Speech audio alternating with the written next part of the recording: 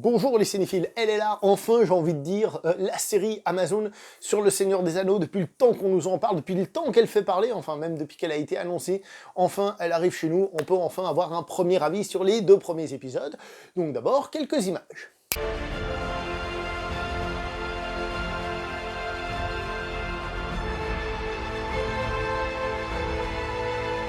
Mais tout d'abord, un petit peu de world building, un petit peu de lore dans cette vidéo. Je dois vous expliquer quel est mon rapport vite fait à l'univers du Seigneur des Anneaux. Le livre du Seigneur des Anneaux, je l'ai lu, le Hobbit, je l'ai lu, les films, je les ai vus, évidemment.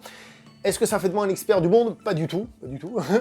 Tout ce qui est appendice et compagnie, je les ai lus, mais voilà, ça m'est pas resté spécialement, donc faut savoir que j'ai quand même une certaine distance, malgré qu'en effet, je me sois intéressé et que je les ai lus. Donc voilà, je suis assez éloigné, je peux me planter sur 2-3 trucs, j'ai loupé évidemment des détails, etc., ça c'est sûr, voilà. Hein.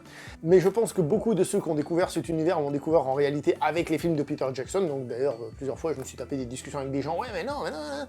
Puis après 1 heure de discussion, ils me disent, ah non, mais en fait, j'ai pas lu le livre. T'aurais pas pu le dire plus tôt qu'on arrête de tourner autour du pot. Enfin bref. Voilà, tout ça pour dire où j'en suis. Maintenant, la série en elle-même, elle a fait parler d'elle d'entrée de jeu pour plusieurs raisons. Tout d'abord parce qu'on nous l'a présenté comme un remake des films de Peter Jackson, et donc de l'adaptation du Seigneur des Anneaux, hein, on va pas se mentir. On était déjà en mode, ouais, je sais pas trop. Et ensuite, donc on a appris que c'était autre chose, une autre histoire. C'était rassurant, je trouve, comme news. On savait aussi que ça allait être un budget pharaonique, du jamais vu dans une série télé, un truc de malade mental. C'est bien, mais ce que je trouve étrange, c'est que ça a suffi à créer une forme de hype chez les gens. Et là, tu dis, ok, pourquoi pas, mais pourquoi est-ce que l'univers, certes, on l'aime bien, et on met le budget, c'est bon? Pourquoi ne pas parler de ce que va être l'histoire? C'est plutôt ça qui devrait donner envie aux gens. Enfin bref, ça c'est un autre détail. Mais en tout cas, elle a fait parler d'elle. Ensuite, il y a eu les polémiques qui ont suivi, entre autres, concernant le côté inclusif, etc. Ils ont dit d'entrée de jeu, on va le faire, et ceux qui sont pas contents, bah, tant pis pour eux, hein, voilà. Qu'est-ce qu'il y a eu encore? Oui, que Peter Jackson, alors il y a plusieurs versions, il se serait proposé, ou alors on l'aurait contacté pour être un petit peu là quand même, puisque cette série se veut quand même être une héritière des films de Peter Jackson, et finalement il n'est pas resté, soit parce qu'ils n'ont pas voulu, soit parce qu'il est parti, mais voilà, il est parti. Au niveau des droits, là aussi, on a découvert ça récemment, ils n'ont pas les droits, ils ont acheté que des appendices, donc qui expriment le lore, mais en même temps, ils n'ont pas le droit d'adapter certains trucs, donc ce n'est pas vraiment une adaptation du Silmarillion, ce n'est pas le Silmarillion, j'ai pas lu le Silmarillion au passage, hein, ça aussi j'ai oublié de le préciser. Donc ils sont obligés d'inventer un truc dans une époque, mais doivent en même temps respecter, c'est un peu compliqué. Par exemple, un truc tout bête, on a des hobbits dans cette série, dans ces 2 épisodes, qu'on appelle des Harfoots. Vous avez vu la prononciation? Harfoot, je pense que c'est très mal prononcé. Alors, je suis pas un expert, c'est une des branches des Hobbits qui a existé, etc. Est-ce qu'ils existaient à ce moment-là? Sans doute, peut-être. Est-ce que le reste de la population s'était mélangé à eux? Je ne sais pas, je pense pas. Mais, j'ai toujours entendu dire que le mot Hobbit, en fait, avait des droits qui n'étaient pas les mêmes que ceux forcément des livres, etc.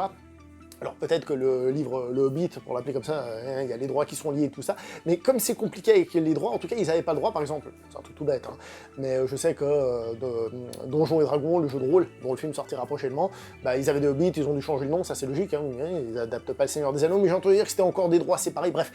C'est un peu compliqué, et je pense que peut-être le plus simple dans tout ça, au final, c'est de regarder la série et de voir comment elle nous parle. Évidemment, chacun différemment, en fonction de si on est des fans hardcore des livres, si on est des fans hardcore des films, si on connaît l'univers, moins l'univers, etc., etc. Autre chose qui est encore assez rigolote, c'est HBO. HBO qui a décidé de déclarer la guerre au Seigneur des Anneaux en sortant ce House of the Dragon juste avant, et c'est clairement une confrontation directe.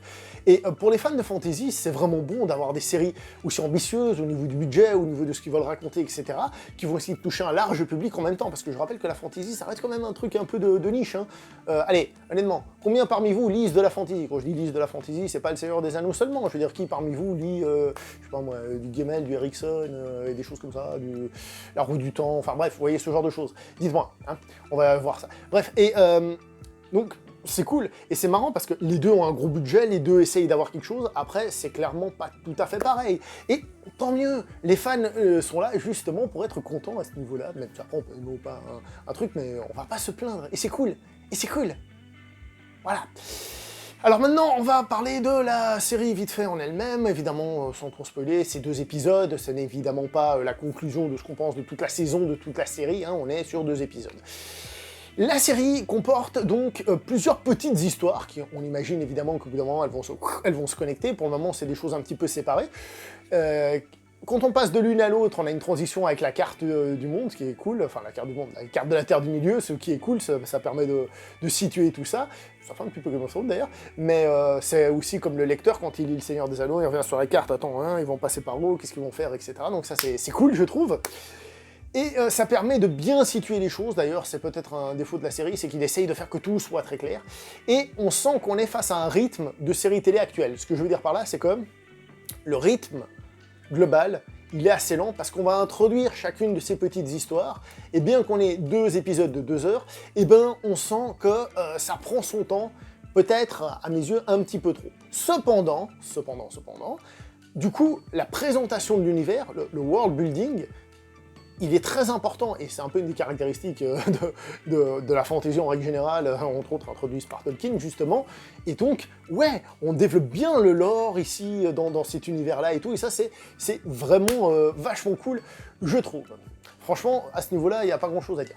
Évidemment, visuellement, au niveau effets spéciaux, bah, on s'en prend plein la gueule, hein, surtout pour une série télé, hein, parce que moi, je remets toujours là-dedans, c'est très beau, c'est au-delà d'une série télé, etc., c'est sûr, même si, bien que ce soit magnifique, on sent encore le côté, ah oui, on voit que c'est des effets spéciaux, mais bon, ça arrive aussi dans les films et autres variantes, donc voilà, on va pas gueuler non plus à ce niveau-là. Un truc qui, moi, a fait, poum, exploser l'intérêt que je portais à ces 2 épisodes, c'est quand j'ai appris qui était le réalisateur. Parce qu'ils n'ont pas pris un nobody pour faire ces épisodes.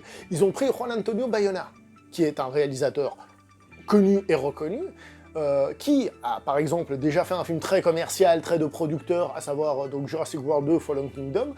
J'en vois déjà qui font « c'est une merde », je fais ce que vous voulez, c'est pas ça la question. La vraie question, c'est que dans ce truc très cloisonné qu'est le film de producteur, au niveau de la mise en scène, je trouvais qu'il faisait un travail extraordinaire et qu'il se surpassait et qu'il arrivait vraiment à faire que ça fonctionne. Donc ça, pour moi, ça fait exploser le truc. C'est-à-dire, je m'attendais vraiment à un visuel, effets spéciaux, costumes, tout ça, de folie, hein, un standing visuel, mais en plus avec une mise en scène. Et je vais dire que globalement, je suis un peu déçu par la mise en scène. Attention, je dis pas que c'est dégueulasse et tout, hein. Ah, même des passages super cool, comme par exemple quand ils sont sur l'espèce de radeau et puis ils sont attaqués par ce gros monstre marin, ça, j'ai adoré, tu vois. Il y a des trucs. Mais globalement, je sais pas, je trouvais que ça manquait un peu c'était pas assez percutant, j'ai trouvé. Ben, c'est pas mauvais, hein, comme j'ai dit. Hein. C'est juste que, tout d'un coup, mes ambitions, non, pas les miennes, mais ce que je voulais voir de cette série était vachement à la hausse. Vachement à la hausse. Ça a fait beaucoup monter mon intérêt pour la série. Et il fait le boulot, mais bon, on est dans un truc de producteur, blablabla, blablabla, c'était juste la mise en scène. Et aussi, un truc important à signaler, c'est que depuis la trilogie de Peter Jackson, bien que cette série se veut, comme j'ai dit, l'héritière visuelle, etc., les techniques, les effets spéciaux, tout ça, ils ont évolué, et aussi la manière de faire des films et tout ça, avec de plus en plus de CGI, de d'écran CGI et compagnie, etc., etc. Ce qui n'est pas... ce qui change et qui peut créer un décalage entre les 2 œuvres. Au niveau des acteurs, j'ai trouvé que les acteurs étaient très bien, j'ai rien à dire de spécial. Certains pourront peut-être un peu agacer parce que les personnages plaisent moins. Par exemple, moi j'ai un petit peu de peine avec la partie plus hobbits qui ne sont pas des hobbits, au niveau de l'acting, mais c'est parce que le rôle demandait ça. Après, c'est vrai que les personnages avec leurs machins dans les cheveux et tout, ça m'a pas spécialement parlé. Mais, alors, j'ai plus le nom des acteurs là, mais par exemple, celui qui fait le ronde, je trouve que il a une bonne gueule et tout, ça passe bien, et puis ça match plus ou moins avec la trilogie de Jackson, donc c'est plutôt cool, c'est plutôt cool. Je reviens donc un petit peu sur les différentes histoires. C'est un peu une introduction, ça prend un peu son temps, trop son temps peut-être, ça met les choses en place, ce sera génial dans 3 épisodes sans doute. Là, tout de suite, on sent aussi que, de temps en temps, il faut faire des ruptures de rythme, hein, casser le rythme, ça c'est du classique au cinéma et autres. Hein. Tu sais qu'à un moment donné, t'expliques trop de choses, bon là, il faut qu'il y ait un truc qui casse le rythme, bam, on met une scène d'action, par exemple. L'idéal, c'est pas que la scène d'action semble sortie de nulle part, parce que si elle semble sortie de nulle part, tu fais, ouais, bon, ok, merci, c'était une parenthèse, au revoir, on revient. Il y a des petits trucs comme ça, ça me dérange pas. Par contre, je reviens sur ces différentes histoires, on voit aussi à travers ces différentes histoires qu'il y a plusieurs publics visés, et qu'on essaye de rendre tout le monde un petit peu content avec ces différentes histoires, ce qui peut paraître une faiblesse. Au niveau de tout ce qui est inclusivité, alors, comme j'ai dit, hein, il y a le cahier des charges, ok, mais c'est globalement bien fait, il y a peut-être une ou deux phrases un peu abusées, voilà. Mais par exemple, celui qui fait l'elfe, alors je sais plus son nom non plus, je vais pas vérifier. Je me suis planté en parlant de House of the Dragon, alors j'ai eu de citer des noms, voilà, comme ça. Il a la classe, le mec. Il a la classe. Alors certes, j'allais dire c'est un elfe noir. Non, ce n'est pas un elfe noir dans le sens où les elfes noirs en fantasy, c'est une race particulière de la fantasy, vous emballez pas. Donc on va dire c'est un elfe interprété par un acteur de couleur, qui en plus est latino, et il a la classe, le mec, je trouve, il a la classe. Franchement, il a la classe et j'aime bien le personnage, donc voilà quoi. Et puis pour le moment, bon, le reste c'est... La fameuse reine des nains, bah, c'est plus une blague. Ça passe bien, ça m'a pas dérangé parce que c'est plutôt bien amené. C'est plutôt bien amené. C'est présent, ceux qui seront contre vont gueuler, mais moi j'ai trouvé que c'était plutôt bien amené. Voilà, après ça c'est un avis personnel. Évidemment, vous n'êtes pas obligé d'être d'accord, comme sur tout le reste hein, d'ailleurs. Qu'est-ce que je peux dire d'autre? Ouais, pour le moment, on est vraiment dans une introduction, c'est ce que j'ai déjà dit au niveau des histoires. On voit évidemment quelques clins d'œil, que ce soit des clins d'œil, mais c'est pas des clins d'œil en mode fan service. Ça, c'est un très gros point de la série sur lequel je vais revenir. C'est plus par rapport au lore, à ce que l'on sait qui va devenir, etc., en fonction évidemment de à quel point on connaît le truc. Donc c'est pas grave si on ne les a pas, mais c'est mieux si on les a. Et oui, le fan service et tout ça. Un des très gros points forts de cette série, c'est que la série ne fait pas une espèce de remake déguisé, ensuite préquel machin, du Seigneur des Anneaux, version Jackson ou version Tolkien. Il y a au début peut-être un truc qui peut faire penser, honnêtement, je pense à la Moria hein, au début, mais, la série raconte son truc à elle. Son truc à elle. Alors ça peut être un peu compliqué de se débrouiller avec toutes ces histoires de droit, de respect, machin, truc bidule, mais on n'a vraiment pas l'impression de se faire rouler dans la farine en mode « Tiens, on t'ordonne la même chose, sois content, sois content. » Et ça, je suis très satisfait. Le rythme, comme je vous l'ai déjà dit, est un peu lent, les choses se mettent en place lentement, il y a un peu de suspense, il y a des choses qui vont réunir peu à peu. Pour le moment, c'est bien, franchement, c'est bien, voilà, mais on est encore dans une phase de tâtonnement, de sensation de ce que va devenir la série.